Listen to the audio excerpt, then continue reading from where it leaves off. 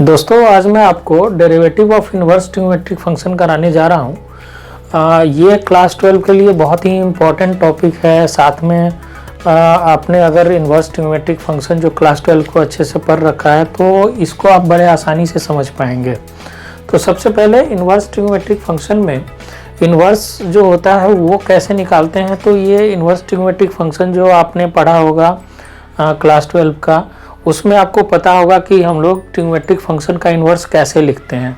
तो सपोज कीजिए कि आपके पास कोई function y equal to f x जो दिया हुआ है वो साइन इन्वर्स x है और हमें इसका dy बाई डी एक्स निकालना है। फिर इसके बाद हम लोग सारे जो फॉर्मूले हैं ट्रिग्नोमेट्रिक फंक्शन के उसको सीखेंगे और इस पर क्वेश्चंस भी करेंगे। तो y इक्वल टू अगर साइन इन्वर्स x आपके पास दिया हुआ है तो इन्वर्स का तो dy बाई डी एक्स निकालने के लिए हमारे पास कोई स्पेसिफिक फॉर्मूला दिया हुआ तो नहीं है। तो हम लोग इसको कैसे सॉल्व करेंगे, तो इसको हम लोग with the help of substitution method हम लोग इसको सॉल्व करेंगे। तो हमारे पास y इक्वल टू जो साइन इन्वर्स x है, इसमें इसको हम लोग लिख सकते हैं x is equal to sine y, ये लिख सकते हैं। अब यहाँ पे आपको तो dy बाई डी एक्स निकालना है, तो ये बन गया हमारा किस तरह का फंक्शन, ये बन गया इम्प्लिसिट फंक्शन बन गया। अगर आपको इम्प्लिसिट फंक्शन के बारे में पता नहीं हो, उसका डिफरेंशिएशन कैसे करते हैं, तो आप डिस्क्रिप्शन लिंक में आप देखेंगे, मैंने लिंक डाल दिया है वहाँ पे। आप वहाँ पे dy बाई डी एक्स जो इम्प्लिसिट फंक्शन का होता है उसके बारे में अधिक जानकारी आपको वहाँ से मिल जाएगी। तो x is equal to sine y हो गया। अब मुझे यहाँ पे क्या करना है, dy बाई डी एक्स निकालना है।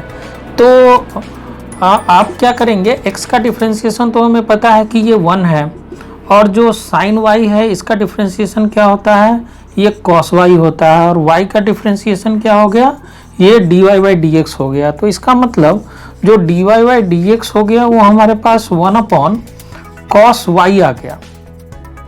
अब यहाँ पे x is equal to sine y है, तो आप बताओ कि कॉस y का वैल्यू क्या होगा। तो हमें पता है कि sine square x plus cos square x is equal to 1 होता है। तो यहाँ से अगर आपको कॉस निकालना है, कॉस x का वैल्यू क्या होगा, 1 माइनस साइन स्क्वायर x होता है। तो इसको हम लोग लिख सकते हैं 1 by root over 1 minus sine square y लिख सकते हैं इसको। और साइन y का जो वैल्यू है वो x है, तो ये क्या हो गया 1 upon root over 1 minus x square. तो इसका मतलब क्या हुआ कि y equal to sine inverse x है, इसका जो dy बाई डी एक्स होगा वो 1 upon root over 1 minus x square होगा।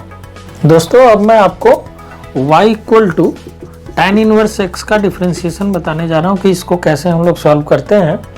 तो y equal to tan inverse x है आपके पास, तो x इज इक्वल टू आप क्या लिखेंगे, इसको tan y लिखेंगे। फिर ये क्या हो गया, ये हमारा इम्प्लिसिट फंक्शन हो गया।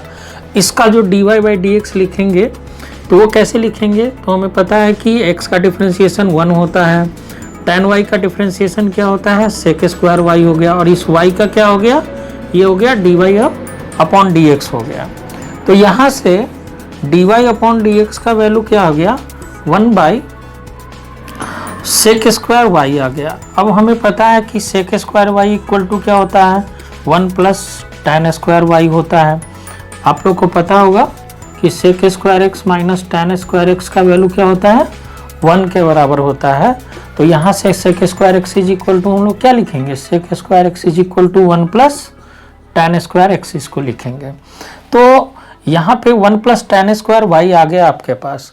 अब यहाँ पे देखो कि आप कि अगर मैं इसको एक्स स्क्वायर लिख दूँ तो ये क्या आ गया, tan स्क्वायर y हो गया। तो इसको लिख सकते हैं 1 बाई 1 प्लस एक्स स्क्वायर। तो इसका मतलब ये हुआ कि y इक्वल टू अगर आपके पास tan इनवर्स x है तो इसका जो dy बाई डी एक्स होगा वो क्या हो गया, 1 बाई 1 प्लस एक्स स्क्वायर होगा।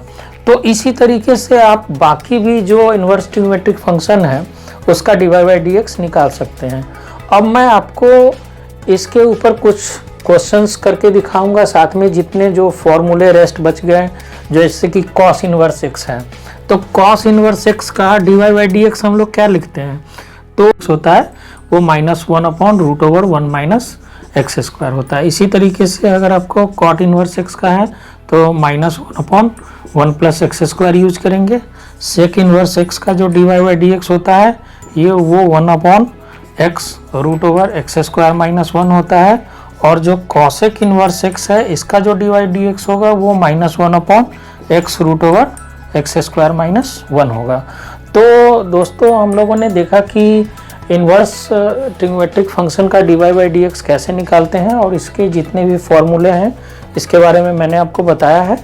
आप इसको मेमोराइज कीजिए और इस पर बहुत सारे क्वेश्चन का प्रैक्टिस कीजिए, जिससे कि आप अपने एग्ज़ाम में बहुत अच्छा परफॉर्म कर सकें।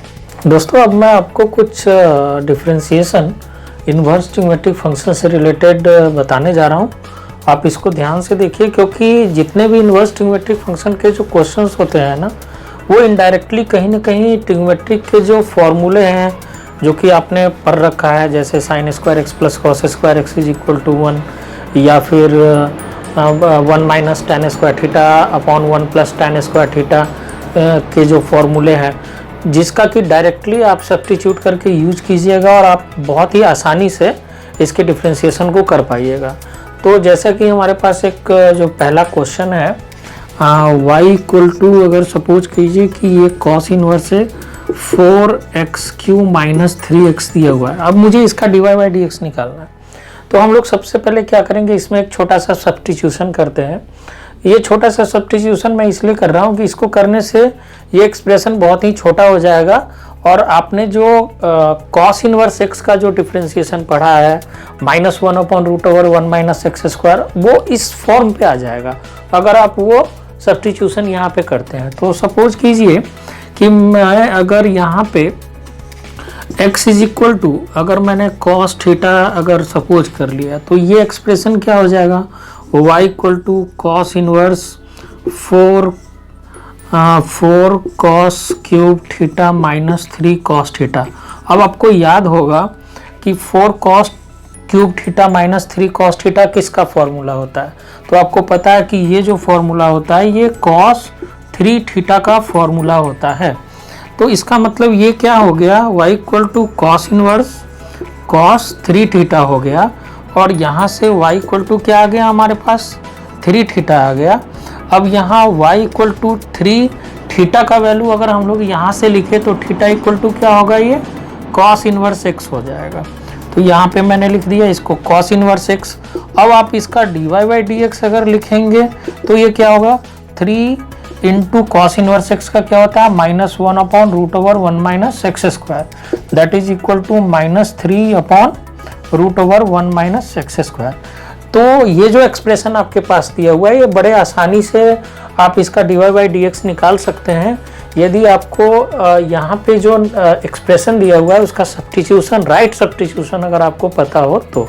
दोस्तों नेक्स्ट जो क्वेश्चन है हमारे पास वो है y equal to sine inverse 1 minus x square upon 1 plus x square. अब इसमें आप सोचेंगे कि इसमें मैं क्या सब्स्टिट्यूट करूँ, x के बदले में क्या मानूँ, तो आपको पता होगा कि 1 minus tan square theta upon 1 plus tan square theta का अगर फॉर्म इसमें अगर मैं पुट करूँ तो ये इसमें कुछ हो सकता है, फिर उस चीज़ को हम लोग साइन के फॉर्म में लाने की कोशिश करेंगे, फिर इसको डिफ्रेंशिएट करेंगे। तो अगर मैं यहाँ पे पुट कर लूँ x is equal to tan theta, तो ये क्या बन जाएगा, ये बन जाएगा हमारे पास y equal to sine inverse 1 minus tan square theta upon 1 plus tan square theta. अब ये क्या होता है, ये पूरा का पूरा एक्सप्रेशन जो होता है ये cos 2 थीटा के बराबर होता है। ये क्लास 11th का जो ट्रिग्नोमेट्री है उसमें आपको ये सारे फॉर्मूले मिल जाएंगे, आपने पढ़ा होगा अच्छे से तो आपको याद भी होगा। तो ये क्या बन गया हमारे पास y equal to sine inverse cos 2 theta. अब यहाँ पे एक और दिक्कत आ गई कि ये तो साइन के फॉर्म में है नहीं, तो जब ये साइन के फॉर्म में नहीं है तो इसको हम लोगों को साइन के फॉर्म में बनाना पड़ेगा, फिर जाकर के ये इस इन्वर्स के साथ ये कैंसिल आउट होगा। तो ये y equal to sine inverse, इसको लिख सकते हैं साइन π/2 माइनस 2 थीटा। हमें पता है कि साइन 90 माइनस थीटा जो होता है वो कॉस थीटा के बराबर होता है। तो यहाँ से sine inverse x cancel out हो गया, तो y इक्वल टू क्या आ गया आपके पास, π/2 माइनस 2 थीटा। इसको लिख सकते हैं हम लोग y इक्वल टू, इसका अगर dy/dx लिखना चाहे तो y equal to π/2 minus 2 theta के बदले में हम लोग लिख सकते हैं यहाँ पे क्या, tan इनवर्स x। अब आप इसका dy/dx लिखेंगे तो dy/dx क्या होगा, इसका π/2 का हो गया 0 और ये माइनस 2 tan इनवर्स x का क्या होता है 1/1 प्लस एक्स स्क्वायर। तो ये क्या हो गया -2/1 प्लस एक्स स्क्वायर, जो कि इस एक्सप्रेशन का डिफरेंशिएशन है y equal to sine inverse 1 minus x square upon 1 plus x square. Next जो क्वेश्चन है हमारे पास वो है y equal to sec inverse 1 upon 2x square minus 1। अब आपको नेसेसरी सब्स्टिट्यूशन करना पड़ेगा, जैसा कि पहले दो क्वेश्चन में हम लोगों ने किया हुआ है। तो यहाँ पे अगर मैं x is equal to cos theta अगर सब्स्टिट्यूट करूँ तो ये क्या बनेगा, y equal to sec inverse 1 upon 2 cos square theta minus 1, और 2 कॉस स्क्वायर थीटा माइनस 1 किसके बराबर होता है, कॉस 2 थीटा के बराबर होता है। तो ये क्या हो गया, y equal to sec inverse 1 upon cos 2 theta हो गया। फर्दर ये क्या और लिख सकते हैं, इसको सेक इनवर्स सेक 2 थीटा लिखेंगे। फर्दर ये y इक्वल टू 2 थीटा के बराबर आ गया। थीटा का जो वैल्यू है वो यहाँ से हम लोग लिखेंगे, ये क्या हो जाएगा, कॉस इनवर्स x हो जाएगा। तो 2 इंटू कॉस इनवर्स x ये हो गया। अब इसका जो dy/dx होगा वो क्या हो गया, 2 into 1/√1 minus x square minus sine यहाँ पे। तो हम लोगों ने इस एग्जाम्पल में ये जो तीनों एग्जाम्पल हम लोगों ने जो सॉल्व किया है, इस तीनों एग्जाम्पल में एक चीज़ हम लोगों ने देखा है कि अगर आप नेसेसरी सब्स्टिट्यूशन अगर आपको पता हो तो आप इनवर्स ट्रिग्नोमेट्रिक फंक्शन को बहुत ही आसानी से कर लेंगे।